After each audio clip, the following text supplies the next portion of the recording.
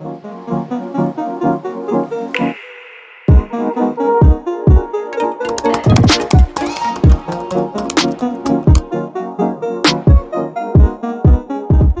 guys. Welcome back to another episode of Just in Time for Storytime.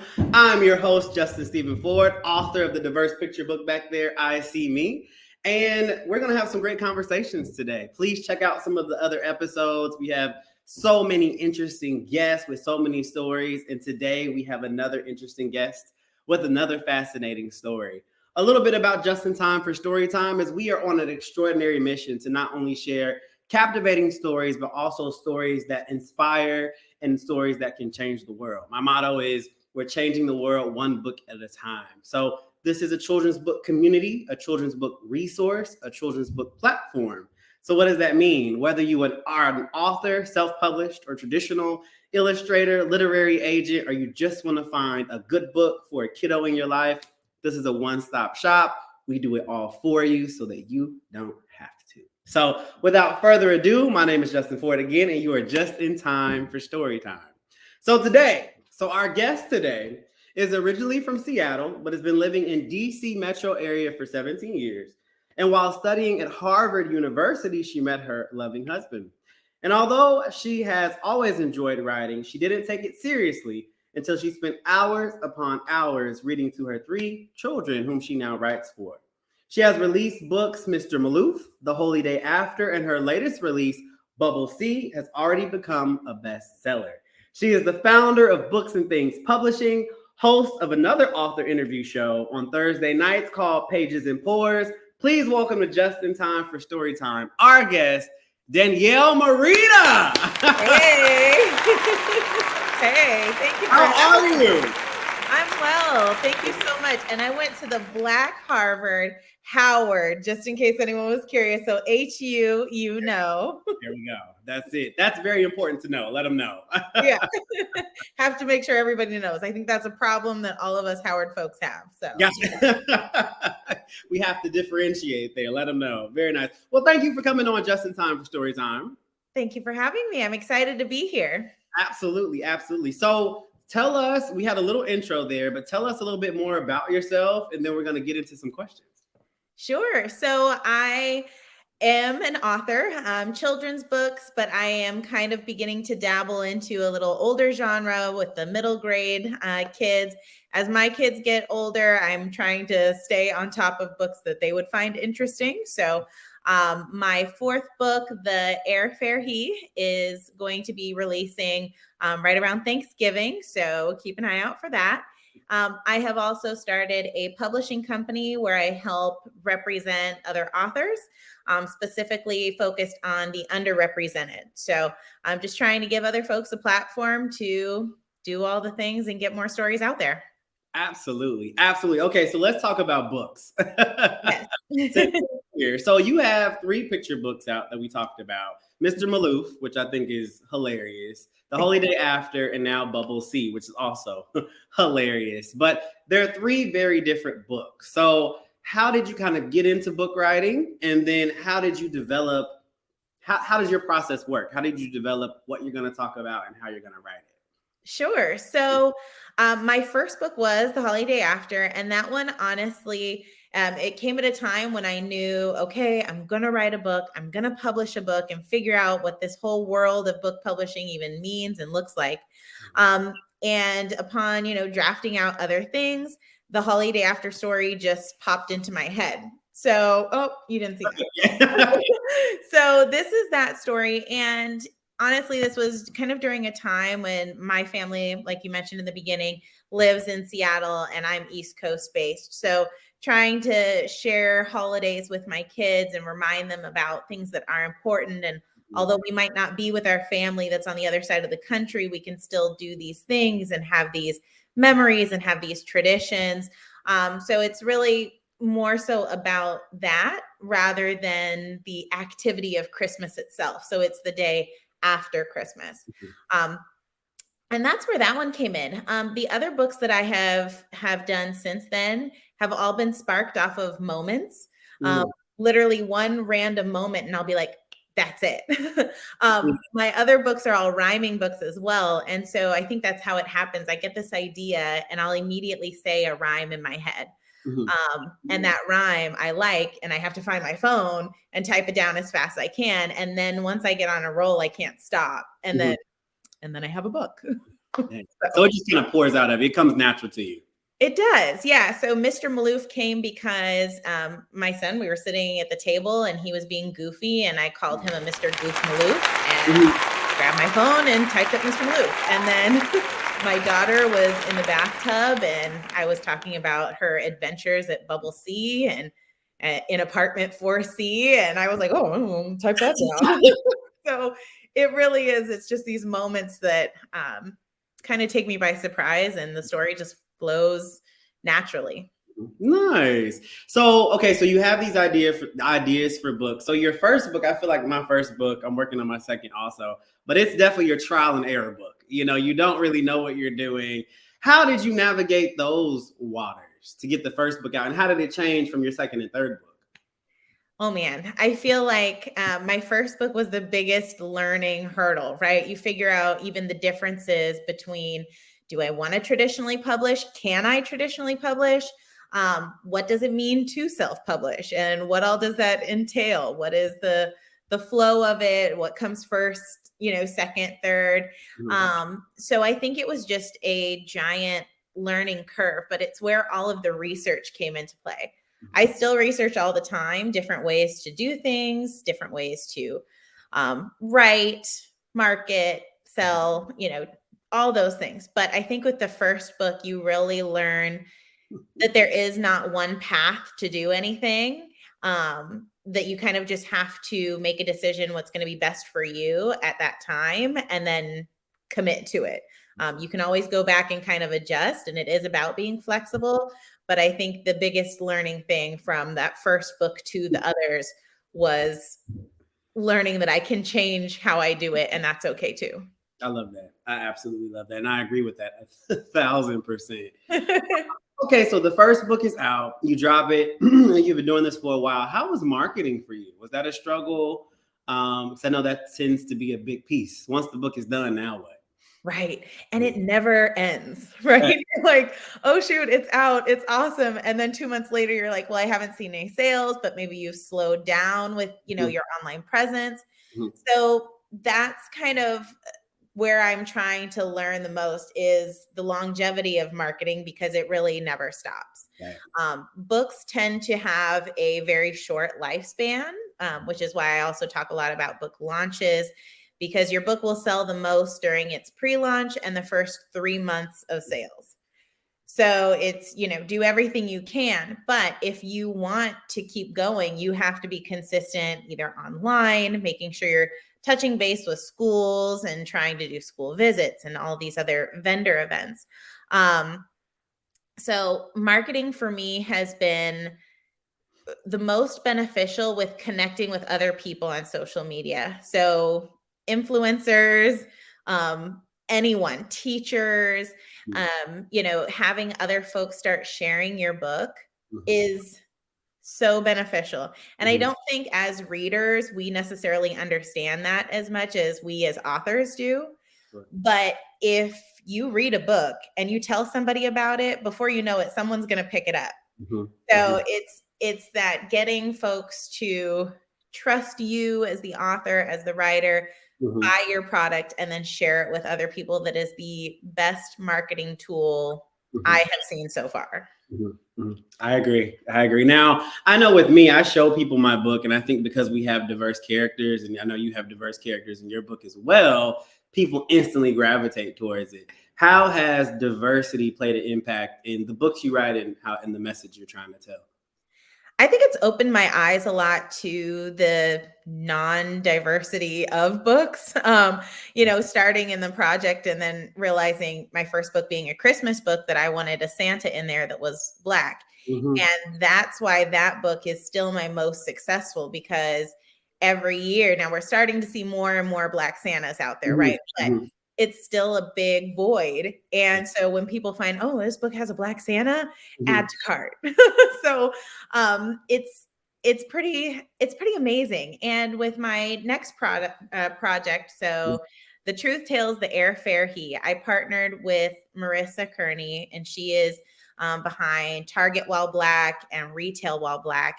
And when I tell you, she opened my eyes to how to make everything Black was like so amazing. Making sure your illustrators, the illustration team, making sure we were watching every haircut, every, shoe, every what dish are they eating? Like, what is the vibe between the family?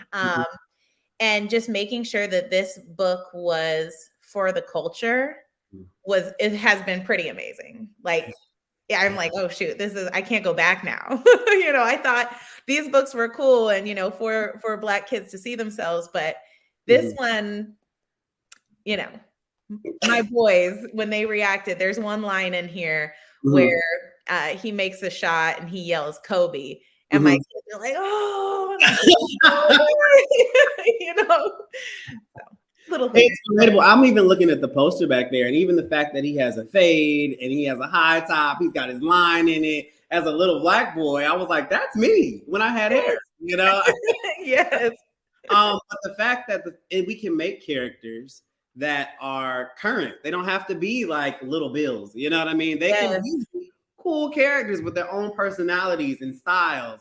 No disrespect to Little Bill, because I love Little Bill, but they can also have drip. Is the word I like to use, and have a little. Oh, that word is in here.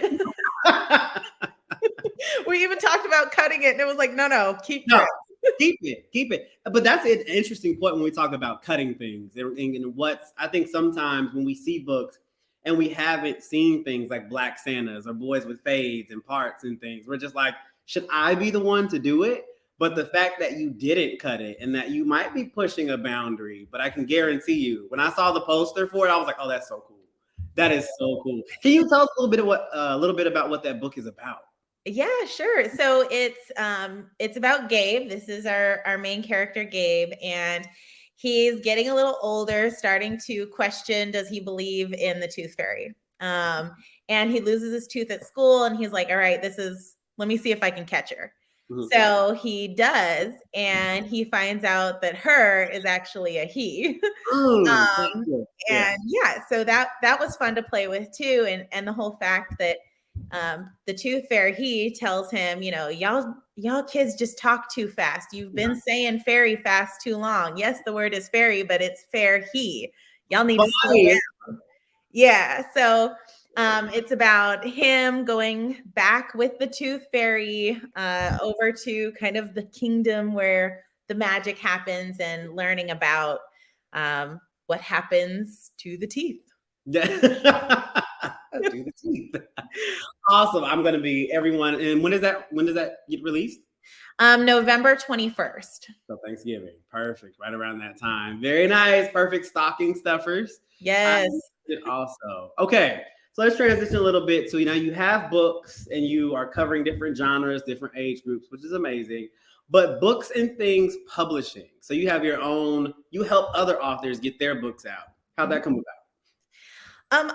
Again, social media. I had so many people reaching out to me, just asking questions on a daily basis. And it was like, I am very, I will answer all of them. Like, you slide in my DMs and I'm like, oh, okay. I'll get me before. Yeah, you've definitely helped me also. Yeah. And you've helped me too. But yeah, I was like, you know what? I'm getting a lot of questions, and a lot of, honestly, the same questions. So I slowly started adding things to kind of what I would offer. And luckily for me, when I wrote my first book, I decided to create an LLC for it because I knew I was going to have more than one. So it was like, oh, wait, I already have this business that I intentionally did just for myself. Why don't I see what else I can do with it and maybe get some extra, income streams or whatever.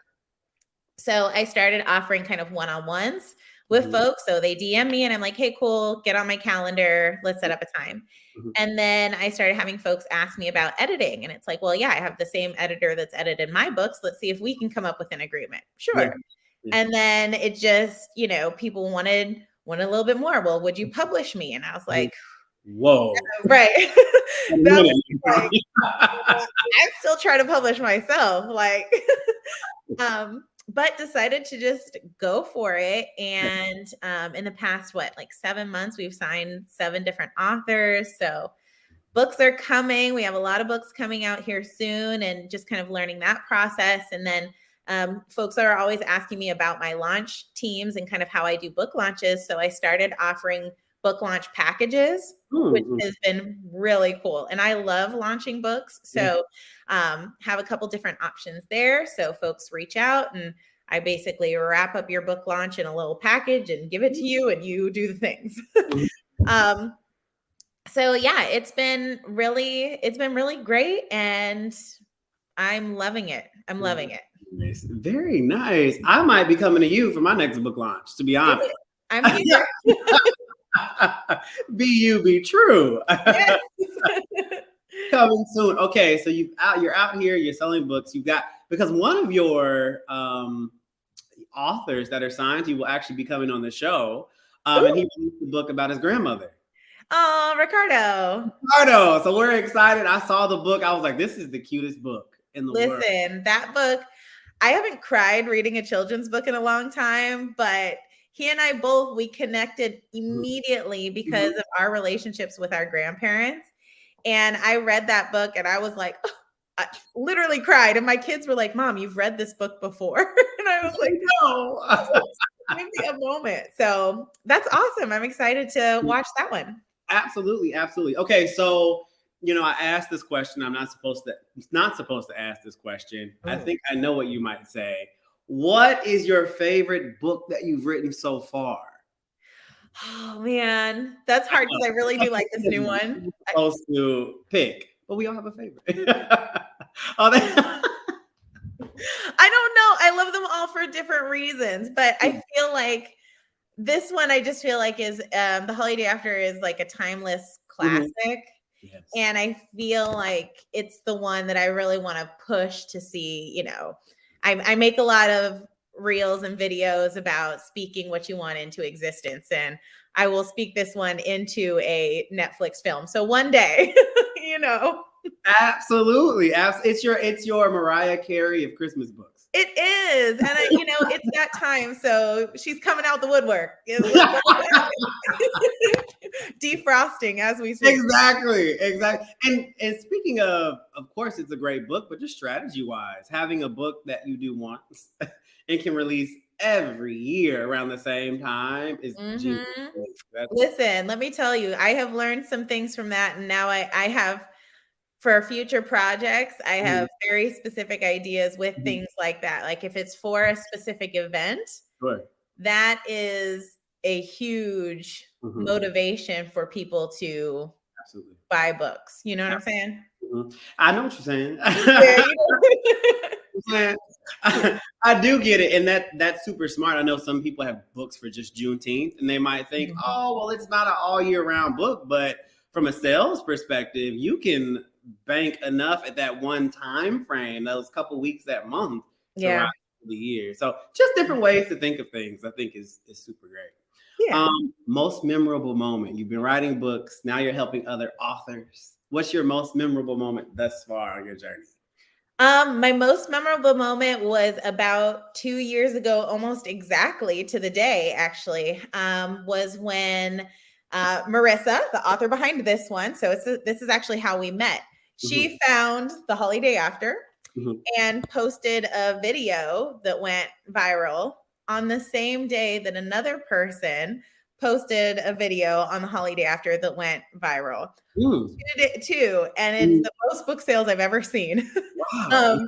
And just from these 2 videos, which is why I always say, don't hesitate to reach out to these influencers, because that one thing, I'm still trying to sell as many books as I did that day. Yeah. I know. And I'm like, why is it so like this? Like, how do I'm trying to get, anyway.